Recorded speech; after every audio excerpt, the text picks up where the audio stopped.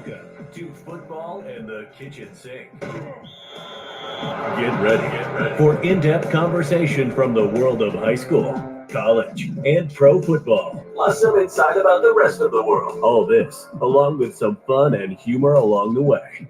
Pull up a chair, grab a coffee or a beer, and join us. It's Football and the Kitchen Sink. Here are your hosts, Coach Schuman and Coach Colle. Welcome to the show.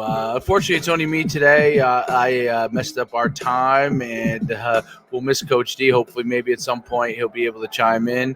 But welcome to the show. A lot going on in football today, and we'll go through a couple things as well. Maybe break down a little film.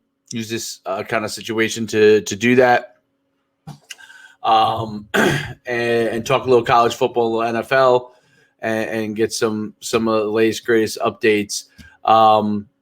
What's real interesting is, currently, like, there's some real interesting articles today on Football Scoop with respect to the AFCA's concern, that's American Football Coach Association's concern with the waivers for athletes to transfer immediately. I guess some of the coaches have concerns with that. And then another thing that's kind of an issue is, the pay, the situation where they're getting that full grant and aid and above, where they have the ability to make money. So a couple interesting quotes that came out today, and I'll discuss a little bit of those and kind of tell my thoughts on it. But Todd Berry from the AFCA, and right now the whole convention is going on, and they have a bunch of committees, and I've watched obviously a bunch of presentations as well from the AFCA, but they talked about simply this, and so Berry said AFCA isn't moving to prevent their players from earning money beyond their scholarships, but to protect them from a dynamic they may not understand. I guess they're talking about agents here, or boosters getting involved and not being able to understand the how that will affect it. And then, quote, "The only thing you have to do is trace yourselves back to the 70s," he said. While it wasn't legal, many of the things that are proposed would be legalized. I guess he's talking about things in general in society. This is not a crystal ball or hypothetical. We already realize where some of the problems are going to lie. That's our concern. So that's the first kind of big thing that came out, and this was on footballscoop.com. They talked about how will they handle the money that players will be made beyond scholarships. And I guess the issue is less about the amateurism issue. That's kind of gone away, but more about if you pay, if players at, let's say, Alabama, let's use Alabama as example, 3 of the top 5 players are Heisman Trophy winners. I mean, we're in a Heisman Trophy hunt. One of them won a Heisman Trophy. One guy's getting in some sort of endorsement deal or some sort of sponsors for their likeness, and one guy's making X money, the other one's making less. What kind of dynamics does that create on your team? It is a tricky situation all the way around, one that the NCAA is not going to be able to get around, and they're going to have to address and figure out how they're going to allow the players to make money. And there's already been obviously legislation in California, but they have to get that's approving it. But then you're going to have to get by state. Every state's going to have different laws with respect to amateurism and what they can make with respect to scholarships. So that's going to be in effect as well. They're looking, and what I got from the article, I'm trying to get this adjusted here. What I got from the article is they're looking for some level of federal guidance overall from this kind of thing. So almost a legislation that they could end up proposing at a federal level to, I guess, manage it. So, the number one thing is I think, they don't want to let agents into the game. But at the same time, they want to allow them to make some sort of money. You're probably going to see some sort of hybrid thing where either there is a cap on what they can make, and I don't know that that's fair, or a proposition could be to put that money, some sort of money that they make. So let's say a player gets the opportunity to make $500,000 in endorsements while they're a player for their likeness, okay, or selling their own apparel, okay, or a percentage of what Alabama makes or Ohio State makes from their apparel based off of how many sales they have for their jersey. So what you're talking about here is a situation where they possibly could do either a cap, which I don't know if that will work out well in the long run, or they could do an escrow. And what an escrow basically means is they cap how much money they can receive while they are players, but it's held in an escrow account for them, or their own escrow account, which is probably better, that then they can access upon either graduation or going to the NFL. And one of the interesting things about that, if that's handled properly, that will allow them to make as much money as they want, okay? But they're only kind of walking around with a certain amount that's capped while they're playing, but they'll have access to all that money and probably can earn interest on it when they get out. And that's one solution that could come into play, some form of that. Okay, so that's a really, really interesting topic. I could talk probably hours on that, but the long and the short of it is most coaches probably aren't for paying them, and it doesn't have anything to do with if they don't want them to earn their money. It has to do with what is the trade-off there. So I'm a believer that they should have an opportunity to earn money, and if you're worried about management on your team from that standpoint, with endorsements or something like that, and some guys making a lot more, the NCAA could do something with respect to an escrow account that allows those players to make a certain amount that really puts them in a better position. But then the majority or a lot of that money, if it's above a certain amount, can be put into an escrow account of their own choice that they can earn interest on. And then when they come out, they got a lot of money. They didn't spend it all, because you do have to worry about that with younger people, or who's managing that money for them, people taking advantage of them and all those kind of things. So that's an important thing that they're going to have to address. And I'm sure they're going to try and figure those things out. This is a moving target. This is not a static target. And the more oversight that comes in, the more difficult it's going to be. The less oversight there is, the more difficult the implementation will be. So it's a complicated situation. You could argue is and then you got Title IX issues, which are huge issues. What about the other come into play? Like, what about the other students? Those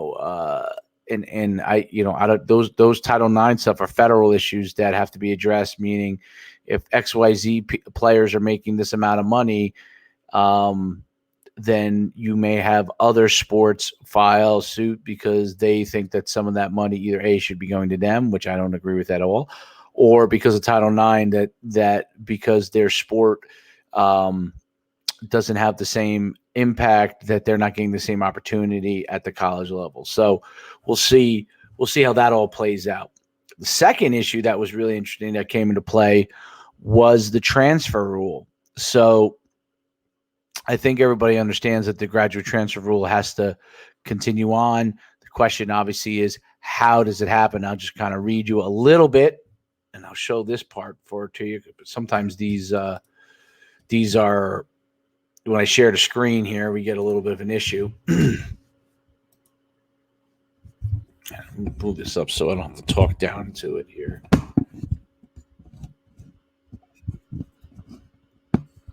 Okay. So let's pull it up here. All right. So concerns over the NAL also dovetailed with AFCA's concern over coming legislation that will grant all athletes a one-time waiver to transfer and play immediately. So that's a big issue. Like before, they were legislating on who gets to play and who doesn't get to play. So this would be who gets to play immediately. This Berry stress was not because coaches are necessarily against players leaving to improve their situation elsewhere. The AFCA was uniform behind the graduate transfer rule, Berry said, but because those safeguards existed for a reason. The rule was put in place to keep programs from tampering with other programs. That's obviously a big deal, to keep student athletes in their environment. So players should be able to transfer. Obviously, who knows how this there's many players that have been contacted by outside forces outside of a university about whether they were thinking about transferring or not. And then they reach out to the school and they find out behind closed doors, would they be interested?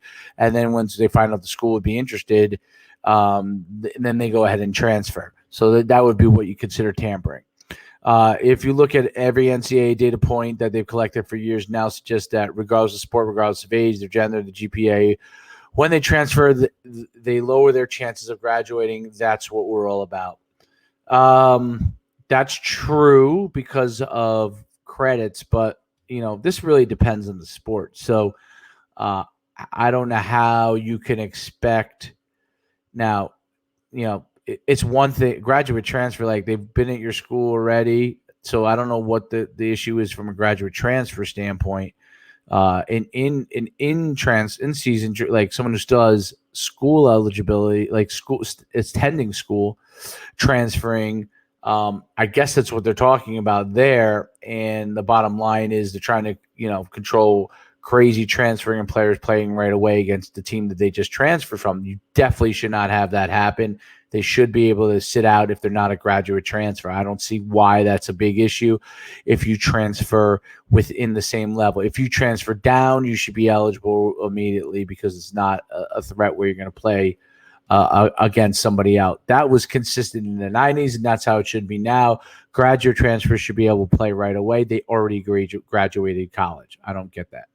So no, Barry isn't against NIL deals, and he's not against the one-time transfer rule. He simply envisions an apocalyptic future where coaches don't even bother recruiting high school players, instead restocking their roster exclusively via the transfer market.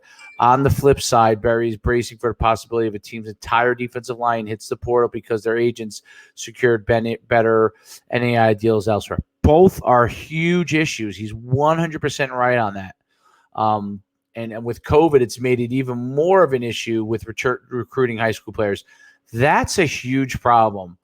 And so coaches can keep getting players from the marketplace, the existing marketplace of players that are there, and then not replenishing them at the same rate, but waiting. So what does that mean? That means that if you let this kind of open transfer thing go on, which they shouldn't do, outside of graduate transfers, what you basically could have is a guy that's a sophomore, wasn't playing at XYZ school, decides to go to a rival school, goes there. Now that school doesn't have to fill that same need. That's not good. That's not a good thing to have. They've got to be able to address that. And then the other thing about when you talk about NIL deals, meaning like sponsorship deals or whatever, if everybody, like you said, in the defensive line isn't getting deals, and this other school is has an agent that gets deals, they're going to transfer someone else. That is also a problem, and those are things that have to be addressed. Beyond that, Barry sees the fabric of the sport changing. He fears these well-intentioned changes could chase good coaches out of profession if the job becomes more about arranging endorsement deals for recruits and scouting players off competitors' rosters than coaching football. That's an issue. I don't like that. A lot of coaches won't like that. I don't think you'd have a shortage of coaches because I think other coaches were always willing to take somebody else's place. So I think the top tier guys might be upset about it, but guys down the ladder might not be as upset about it. The issue we have is what type of coaches will you get? And that's the bigger issue, the ethics of those coaches to win completely at all costs now, getting deals for players, so ethical concerns will come up there. I don't know how you address those. That's tough. That's why I say it's very complicated. This is not what I signed up for. This is kind of a quote that I guess the coaches have said. This is not what I signed up for. I didn't sign up for semi-pro ball. I'm working 52 weeks out of the year. I don't have to do this. I can go retire or go to another level. That's something I'm very concerned about, that are leaving because it becomes untenable. All true. I think there's plenty of young coaches that probably don't care about that. Again, it's what kind of coaches do you have, and what are you teaching young people, and how are you developing them? So that's an important component for it. There's a lot more to this article. It's a great article. Todd Berry really discusses the issues, whether you agree with it or not. He said we'd like to see federal government come out with significant penalties in relation to tampering. That's between schools. Make sure that there are things third-party student athletes or coaches have done that are illegal based off trade and commerce. They need to be held accountable for that. That is also a slippery slope, because the more regulation you get, the more issues you have. That's part of what's going on in the NCAAs. There's so much. There's things that should be regulated that aren't, and then there's things that aren't regulated that should be. It's just a monster mess. College football is changing. Berry doesn't want to stop the changes. Truly, no one can, but to simply guide them so that college football doesn't turn to something he and the coaching profession can no longer recognize. Guys got into this because they cherish the experience they had in college. They like to see the student athletes have the same opportunities. Yes, that is true, but other players may not feel that way. So it's going to be interesting stuff. And then some really interesting things that came out, this kind of different stuff. They're talking about, and these are really, really, I'm going to read all of them because they're really interesting. The AFCA, which is the American Football Coaches Association, would be in favor of docking teams of a timeout when players are found to have intentionally faked injuries to slow down the opposing offenses. That is a great idea. The AFCA's ethics committee will ask the NCAA competition to draw up legislation. The bottom line is it's an attempt to slow down the no huddle, and it works, and that's not something that I think is good for the game. So they've got to figure that out. As players have been successfully taught to avoid head and neck in blocking and tackling, Barry said the AFC is concerned by the rise of lower leg injuries they're seeing from cut blocks and low tackling. Berry said the NCAA could establish something akin to a striking zone moving forward. Now, that's a whole nother issue. Now, I said that when they moved, not from like, nobody should ever tackle with the head and neck. The head should always be up. But the issue was when you penalize so highly and so catastrophically the headhunting or launching, what happens is they're going to dive low, which means you have an increase in knee injuries, and that's probably what they're seeing. Cut blocks as well it's an issue that's been around since I was in college, and if they're going to get rid of cut blocks, if you're going to get rid of low tackling, it's only fair to get rid of cut blocks. But if you get one or the other, it's completely giving an advantage to the other side. So if you get rid of low tackling, you're going to have to get rid of cut blocking. If you get rid of cut blocking, you're going to have to get rid of low tackling, although maybe not necessarily, but one maybe doesn't predicate the other. But low tackling, if you get rid of that for defenses in itself and establish a strike zone, I mean, you're on your way to flag football. I don't know, that's what I think. You're on your way to flag football, and it's one of those things where they really got to figure out what they want the game to look like. The AFCA is behind the idea of establishing something the equivalent of a red card, yellow card system for targeting fouls. Gosh, like soccer, and I guess that could work, but I don't know. Why not come up with I guess that could work. We might just make it soccer. I mean, trying to turn it into soccer. The AFC discussed further reducing overtimes. Why? The overtimes are the most exciting thing there is. One suggestion Barry said would must go for 2 period in a second overtime or move to a 2-point shootout beginning in the third time period. No, that's not a good idea. The overtimes that go on for 6-7 overtimes are the most exciting games in football, period. So, yeah, I guess you could go for 2 earlier in the second overtime. You could do it in the first overtime. But if they keep going on, man, that is exciting. Don't stop that. Barry said players are playing up to 130 snaps a game that stretches 3 overtimes and beyond. The AFC would like to stop that. I asked about moving the ball backward from the 25-yard line and was told coaches don't want to see overtimes turn into field goal kicking contests. I can understand that. I don't know. Coaches are in favor of pandemic-induced changes to recruiting, particularly moving forward, much of it virtual world. Barry said coaches will be in favor of opening up phone calls to recruits beginning in January of their junior year. Coaches like to be able to FaceTime recruits, and recruits like to be able to FaceTime coaches or not FaceTime coaches. It would give the player and parents the opportunity to refuse a call if they want to. That's certainly more difficult if you're in person. Barry said coaches are overwhelming and sort of expanding college football players. That's a huge one. Let's highlight that. Coaches are overwhelmingly in support of expanding college football play. That's going to happen. It's going to 8 soon and probably 16 even sooner. So that's some really, really interesting college football news out of the AFCA convention. And I encourage every coach to be a member because it is the best thing for our profession, just like I would encourage any coach to be a member in New Jersey of the NJFCA because it betters our profession, it betters our opportunities as coaches.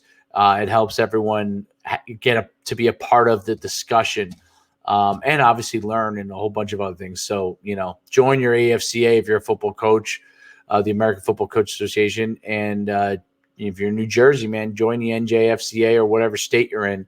Join it because it'll be a great opportunity for you to learn, grow, network, and be a part of the different changes that are coming on instead of just complaining about something that happens. At least you'll be notified and have an opportunity to potentially have an impact there. So that's really interesting from the AFCA.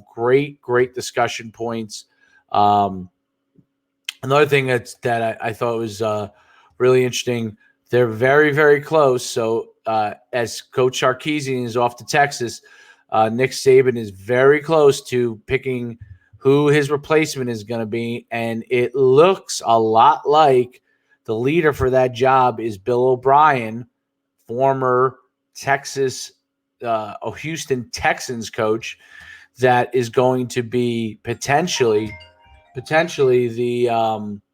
the new offensive coordinator of the Alabama Crimson Tide.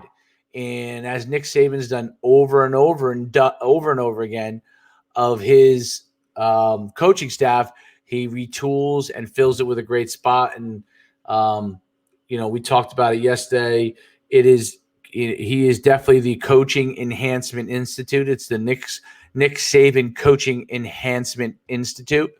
So he really does a great job of handling it. So looks like Bill O'Brien, they spent time January 3rd and 4th. He met with him. It looks like, he was the former Penn State head coach right after the whole fallout with Jerry Sandusky, right after Joe Paterno stepped down. Rest in peace, Joe Paterno. And that whole Jerry Sandusky fallout fiasco, horrible situation that Bill O'Brien really righted the ship there. And James Franklin built it off of that. So it'll be interesting, but they're going to have to replace some people on offense. You're losing Najee Harris. You're losing Devonta Smith. You're losing Jalen Waddle. You're losing Mac Jones. So that's 4 offensive players, but I saw a bunch of guys that did a great job in that national championship game that were not named those players. Meaning Rashad Robinson, the running back, was just, when he went in, he was awesome. So there's a lot of players that have done an amazing job. Let's look at college football rankings for 2021, the way too early stuff. I'm sure people like 24/7 Sports or Rivals has it out. But let's see what they have as far as the way too early rankings. Got a few people that have it out, and we'll go look at them. First, we got the Sporting News, which I don't even look at anymore. But they have. We'll just go through a little top 10. They have Alabama 1, Clemson 2, Ohio State 3, Oklahoma 4, Georgia 5, Notre Dame 6, Texas A&M 7, Florida 8, Iowa State 9, and Cincinnati 10. That's interesting, Cincinnati. And then Texas 11 and LSU 12. Interesting. Let's go to 24/7. What does 24/7 Sports say here? 24/7 Sports, they say Alabama, Oklahoma, because of the fact that with Lincoln Riley coming back and Spencer Rattler coming back, he'll be a Heisman Trophy candidate. Clemson, number 3, obviously they have, I don't want to screw up this name, but DJ Ugalele, I think it is, who stepped in. Then you got Georgia with JT Daniels, Ohio State, who's got a lot of great players, and who knows what's going to happen with the transfer portal. North Carolina, they have at 6. Iowa State at 7. I mean, that's amazing what he's done. Matt Campbell's turning Iowa State into a destination. Notre Dame at 8, Texas A&M tied for 8, and then Cincinnati at 10, and that's Luke Fickell, who is 31-6 since coming to Cincinnati. So then you got Florida 11, Miami 12, USC also 12. See, I don't see Texas in there, so that's interesting. I don't know where Sporting News came up with that. I think 24/7 is usually a little more accurate. Brett McMurphy, great analyst. A lot of respect for him. He says Ohio State. A little biased there, I think. But Alabama, Georgia, Oklahoma maybe just wants to be different. Clemson, Texas A&M, Iowa State, Texas at 8. Wow. Sam Ehlinger is gone. Who's his replacement? Casey Thompson. B.J. Robinson is good. Real good running back. North Carolina at 9. What Mac Brown is doing there is pretty amazing. Reminiscent of what he did back in his first stint when he was there from 1988 to 1997. Penn State, Utah, Oregon, Florida, Notre Dame. So a couple of surprises. Texas maybe in the top 15 next year. Iowa State rated in the top 10 to start the season, which is pretty mind-blowing. They have Brock Purdy and Breece Hall back. So you got something going on there that's pretty special. So those are some way too early, way ahead of the game predictions for the top 20 teams. Really, really good stuff. And for next year. Let's see what other news we got going on in college football here today.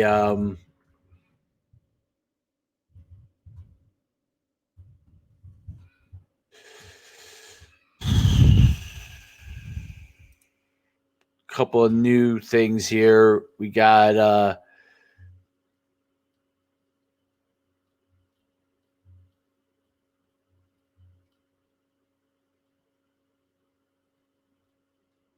not a bunch of huge moves, but we all know Don Brown is going to Arizona. He's bringing a Michigan analyst with him.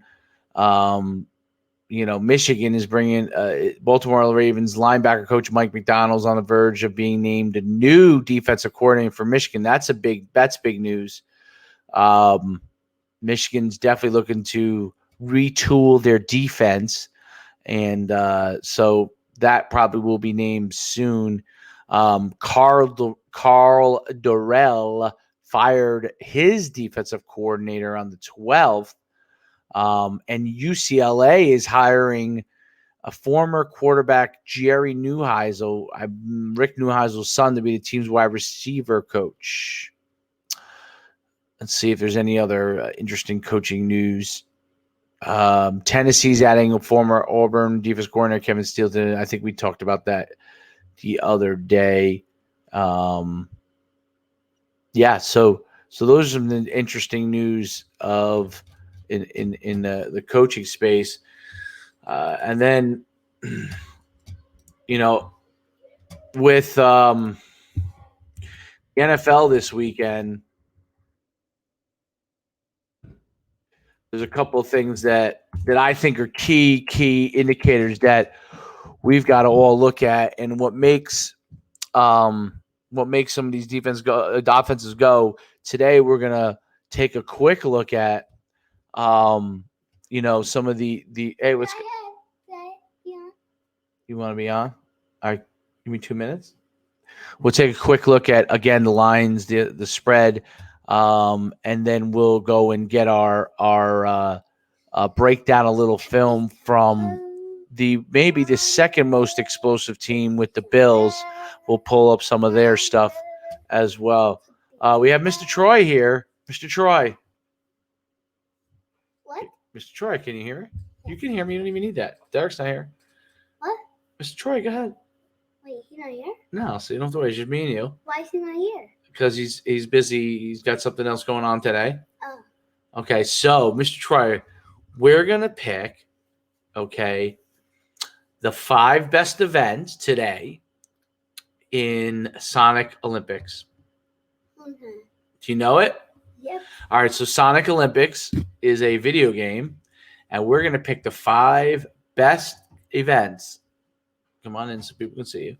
From the Sonic Olympics. All right. Give me the first one. Archery. Boom. Archery. That is fun. Archery is a fun game. Do you get any to the bullseye? What? Do you get any on the bullseye? Do you get the bullseye? The bullseye in the middle? Do you hit it? No, I didn't. But I did. I was so close to the middle.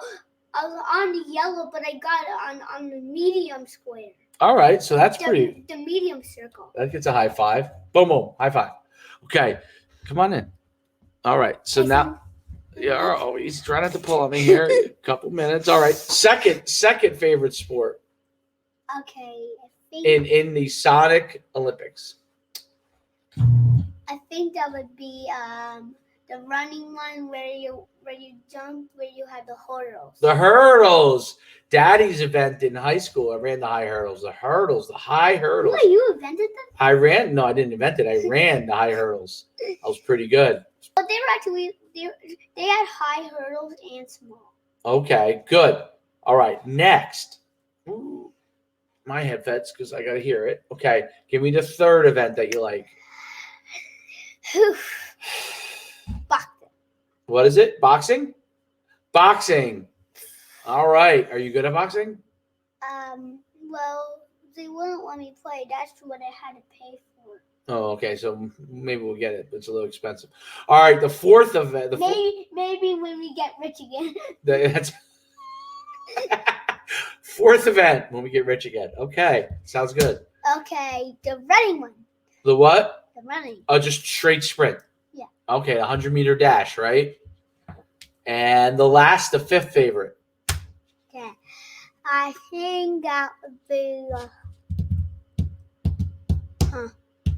What was your again? Oh, I think wall climbing. Rock climbing?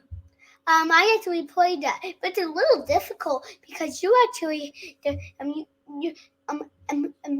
actually racing them but you don't actually see them because they're actually that they show you they're only their heads. Oh, can I get my headset back? Okay. So what's that game again? What is it? It's what did I say? What did you say? What was the sport? You were racing them? It was rock climbing. Oh, rock climbing. Okay, rock climbing. It's where you I actually play a Sonic, so you have. You climb in the rocks like that? No, you can't do it like that. You actually have you actually have a blue. You have a blue point, like a blue thing, like a blue straight thing, and where you can move it wherever you want. If you miss one, he falls down. If you point it right there, you Sonic lands right on it. If you get super, he goes super fast. Awesome. High five. And you're actually racing. Well, that's really cool. All right, now here's my next. This is the last question. Then you're off to play for the rest of the day. You ready? Ready. Okay. In there's a bunch of characters, right? Yeah. Who are the 3 best characters to play with in the Sonic Olympics? Knuckles, Tails, and Sonic. Knuckles. He's the tall guy. He's Knuckles? red. He's red. He's red. And what was the other one? Tails. Tails. And Sonic. Oh, okay. We all know Sonic. And who's Tails? What does he look like? He's yellow. He's yellow. And he can fly with his tail. Oh! I know Tails. Right. He's like a squirrel, kind of almost. Yes. And he flies. His tail flies for him. And Knuckles tall, right? Knuckles is real tall. Yeah. All right. And you know who my favorite is? Who? Bowser. Bowser's my favorite too. You like Bowser? How about Bowser Jr.? That's Junior. I like him. Every time I play Mario Party, I just play as Bowser or Bowser Jr. They're fun, Bowser and Bowser Jr. Yeah. All right, great, Troy. Great job on the podcast today. I have another favorite. All right, tell me who. I like Waluigi. Actually, Waluigi. No, I actually like Novotnik. Who's Novotnik? What does he look like? Dr. Eggman. Oh, Dr. Eggman. It's amazing when Dr. Eggman runs fast. He's got that big Eggman belly. And then he's got the skinny legs. Yeah, when Sean played Sean Ryan's that. Oh, Ryan's that. Okay. When Sean was playing it with Combo, Sean was playing as Dr. Eggman for the rock climbing, and he was so slow, and Combo was playing as EK, and Combo beat him. Try to take it over the podcast. I'm talking about Ryan. Yep. Yeah, like Troy talks about Sean like Sean's like right in our house. Yeah. Okay. Right on. Yeah. All right, good. Anything else you'd like to say? Any announcements? Yes, I also like Waluigi. Waluigi, okay. And I also like Luigi. Waluigi's taller than regular Luigi. Yeah, because he has skinny legs too. He's got skinny legs. And except like Luigi, he's green. Except Waluigi's purple. Did we pick the NFL teams for the game this week? I think it's time for you to pick who you think is going to win this week. You want me to go through that? All right, let's go through that. You ready? But who? All right, we're gonna pull it up. Hold on. All right, you ready? How come Derek's not here? I was late on the call, and so unfortunately Derek did something, and it's my fault. So, okay, here we go. You ready? Uh-huh. Okay. Los Angeles Rams. Okay. Do you know what their uniform is? It's like yellow and blue. Okay. Versus the Green Bay Packers, green and yellow. Green Bay Packers. Who do you think will win? Green Bay Packers. Green Bay Packers. And then the over-under is 45 points. Uh-huh. So that means that the two teams combined at 45.5 points, they think they're going to score 45.5 points. You think they're going to score more than 45.5 or less? 100. 100 points. So I guess that would be more. So Green Bay Packers and more than 45.5. Okay, you ready? Next one. Baltimore Ravens versus the Buffalo Bills. I said the Buffalo Buffalo Bills, right? That's what I said before. You did that last week, and you were right. Now we go Buffalo Bills again. So Buffalo Bills, okay. So the over-under's 50. Do you think they're going to score more than 50 points or less? 60. 60. Okay, you think you're going to score 60. So you think over 50 points. Okay, Cleveland Who's Browns. this guy talking? I don't know. Is that guy who you're talking to today? No, that's just a I don't know. All right, you ready? So then Sunday's games are Cleveland Browns versus Kansas City Chiefs. Kansas City. Yes. Okay. All right. Kansas City Chiefs over under 56 points. Do you think they score more than 56 or less? 400. 400. I don't know if they'll score 400, but they'll score more than 56. Okay. Last and final game. Tampa Bay Buccaneers versus the New Orleans Saints. You're voting against the Bucs again? You go with the New Orleans Saints? You're going against the Bucs? Yes. All right. So you're good. All right. Over under 52 points. You think they're going to score more than 52 points or less? 1 point? Okay. So less than 52 points. All right. That's Troy's guest spot today. And bye whoever you're talking to today, Daddy. All right, buddy. We'll see you later. Good job. High five. Bye. All right. Hello. Bye-bye. See you later. All right, so those Troy's picks. I think we went through our picks yesterday. I gave Troy a chance to go through the picks. I think a lot of these games are going to be high-scoring games. Packers are going to score a lot. I don't know if the Rams are going to score that much. Buffalo Bills Ravens is one game that I think will be maybe a little bit lower score and under. Cleveland Browns Chiefs, tons of scoring. Saints Buccaneers, I think tons of scoring.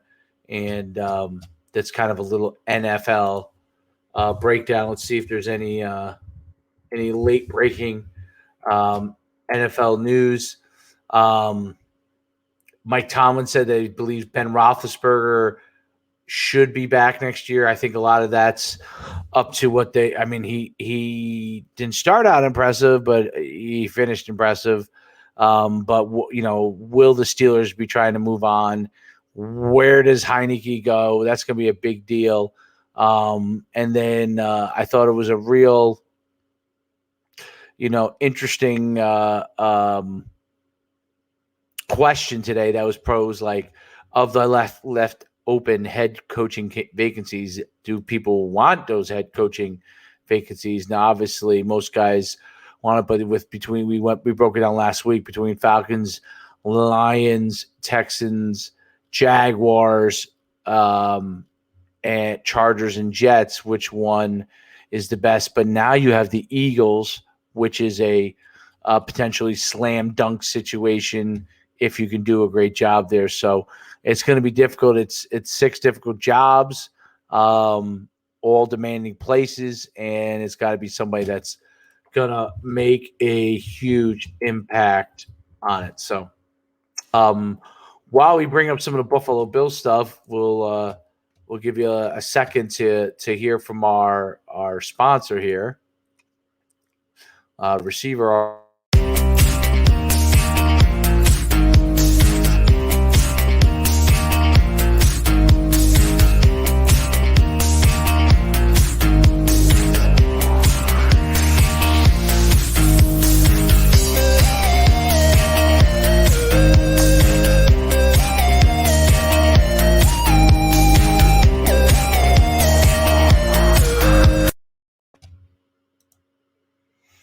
All right, so we're back here at Receiver Arch. You can see it at receiverarch.com.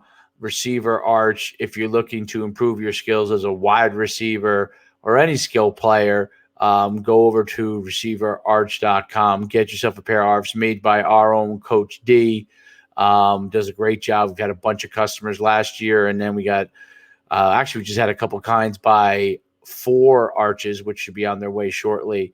So that's pretty darn cool. And if you get opportunity, I think you'll really enjoy this if you go over to the Prospect Podcast with me, which is my other channel. You'll see my breakdown of the routes of Devonta Smith from Alabama. I think we do a great job of breaking down all of the routes that he runs and what makes him so effective. Definitely check out the Prospect Podcast. You can find it on YouTube or type in the Prospect Podcast with Coach Schuman into Google, and you'll see the breakdown of Devonta Smith and what makes him the Heisman Trophy winner that he became. Yeah. Love you. All right, sit down over here. All right, then last but not least of our plugs for the day, Coach Schuman's All-World Game in Dallas, Texas, which will be coming February 19th to the 21st. This is the 10th year of this game, which originally started with Johnny Manziel and Marcus Mariota way back in 2010. Both went on to be Heisman Trophy winners.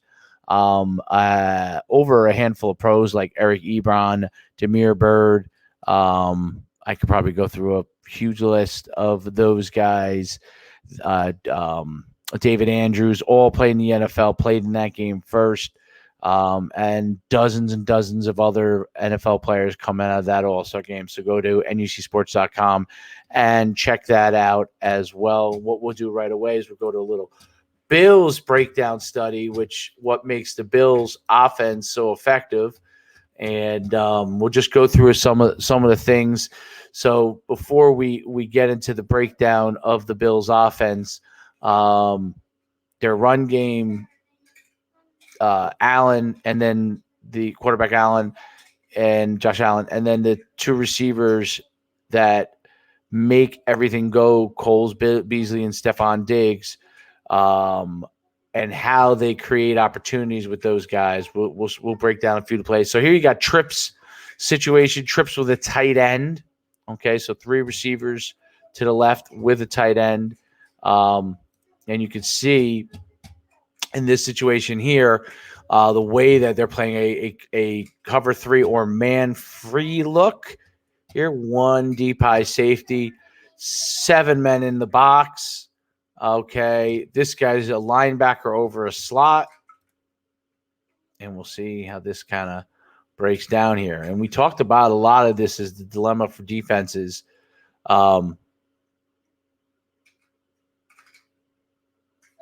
Okay, so you'll see the disadvantage they have right now, right from the get-go.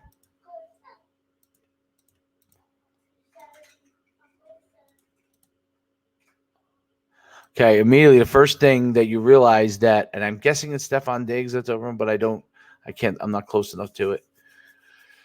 So here's a classic situation where, I think it's Diggs, where a linebacker has to cover a slot.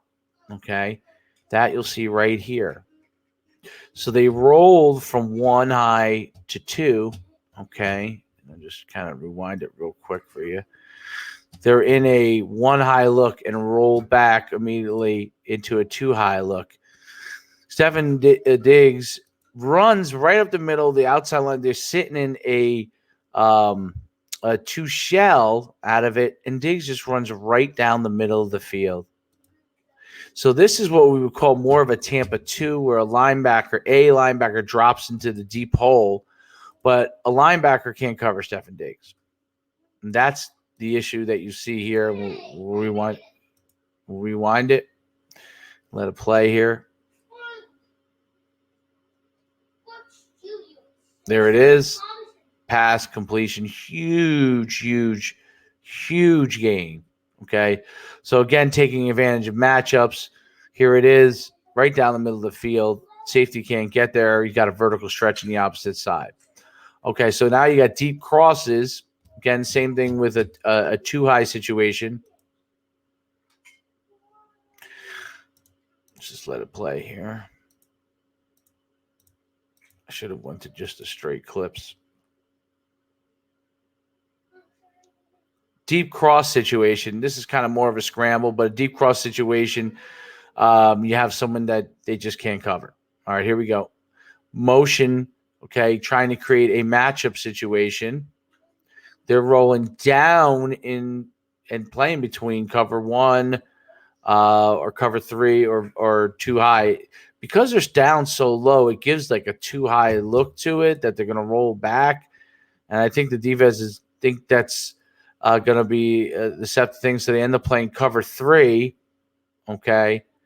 Or it's like a match cover 3 over here.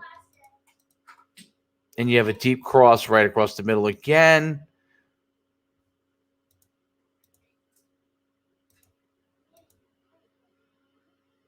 Josh Allen takes off because he doesn't have it, but he actually had the cross there. Okay, let's go into the next one.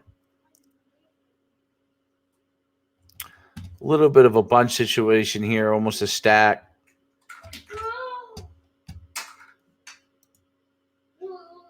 Okay, so you got a vertical stretch. Okay, vertical stretch. One of the disadvantages of how they're playing their what looks to be like some form of cover 3 is they play so down low to give like a man free look and then drop it in the zone, which allows the receiver to just run a straight vertical and run right by him. So their offenses, and this digs on that, their offense looks to exploit the weakness of there. So if they got Stephon Diggs in a matchup where they got a guy down low on him, it doesn't matter he's playing cover 3. He's at a disadvantage from a run cover situation. So that's a quick examples of 3 good plays there that we got to look at when it comes to the Buffalo Bills and their vertical stretch offense and crossing routes that are highly effective against teams and gives them a huge opportunity to create big plays, which is what they have. And then with Josh Allen's legs on the run game, they have a huge opportunity to be able to get chunk yardages when he takes off as everybody drops. I think that, a cover 2 or cover 3 situation or a disguised cover 3 is probably a problem against the Buffalo Bills. And the way they move their receivers around and create matchups is going to be very, very difficult. So that's a little breakdown there of the Buffalo Bills. That's it for the podcast today. Thanks for being on the show. Hopefully we'll be able to get Coach D back. I apologize to y'all for that. And then we'll see you tomorrow.